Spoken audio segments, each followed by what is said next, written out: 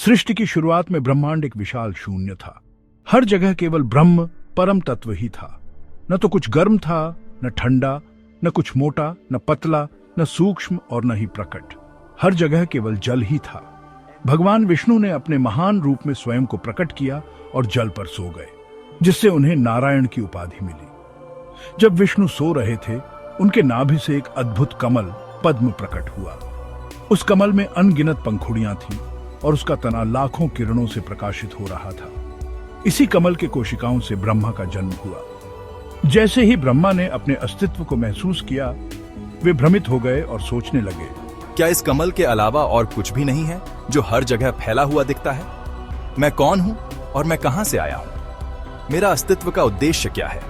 इन सवालों के जवाब न मिलने पर, जो उनके मन को परेशान कर रहे थे, उन्होंने सोचा कि शायद इस असीम कमल की खोज करने पर उन्हें अपने सवालों के जवाब मिले। यह सोचकर ब्रह्मा कमल के तने से नीचे उतरे और लगभग 100 वर्षों तक इधर उधर भटकते रहे। लेकिन जितना भी प्रयास उन्होंने किया, वे न तो कमल का केंद्र, न शुरुआत और न ही अंत ढूंढ सके। फिर उन्होंने तय किया कि वे उसी कोशिका में लौट जाएं जहां से उनका जन्म हुआ था। लेकिन कमल के चारों ओर इधर उधर भटकने के बावजूद वे उस कोशिका को नहीं ढूंढ सके जिससे उनका जन्म हुआ था। उन्होंने यह प्रयास अगले 100 वर्षों तक जारी रखा। अब वे इतनी मेहनत से थक गए कि उन्होंने खोज छोड़ने और आराम करने का फैसला किया। तभी एक तेज आवाज उनके कानों में गूंजी, जिसने उन्हें तपस्या करने का आदेश दिया। आदेश का पालन करते हुए ब्रह्मा ने 12 वर्षों तक ध्यान किया। जब वह अवधि समाप्त होने को थी, तो उनके सामने 4 भुजाओं वाले भगवान विष्णु प्रकट हुए। विष्णु ने अपने 4 हाथों में एक शंख, चक्र, गदा और एक कमल का फूल धारण किया हुआ था। भगवान, आप कौन हैं? पुत्र, तुम्हें भगवान विष्णु ने रचा है। लेकिन आप कौन हैं जो मुझे पुत्र कह रहे हैं? क्या तुम मुझे पहचान नहीं पा रहे पुत्र? मैं विष्णु हूँ और मैंने तुम्हें अपने शरीर से उत्पन्न किया है। लेकिन ब्रह्मा को यह बात बिल्कुल भी मान्य नहीं हुई।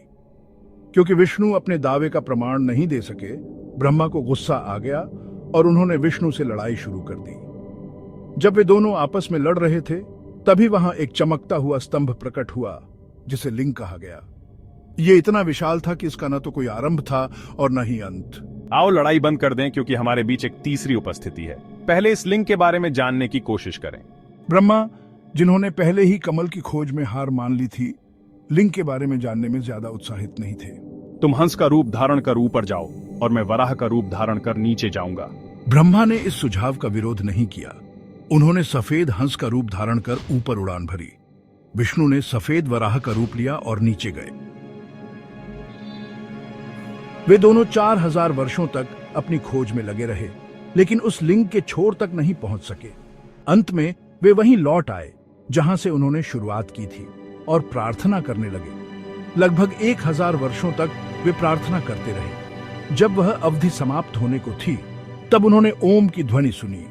उस ध्वनि के साथ एक 5 मुख और 10 भुजाओं वाला प्राणी उनके सामने प्रकट हुआ। वह महादेव या शिव थे, अपने मूल रूप में।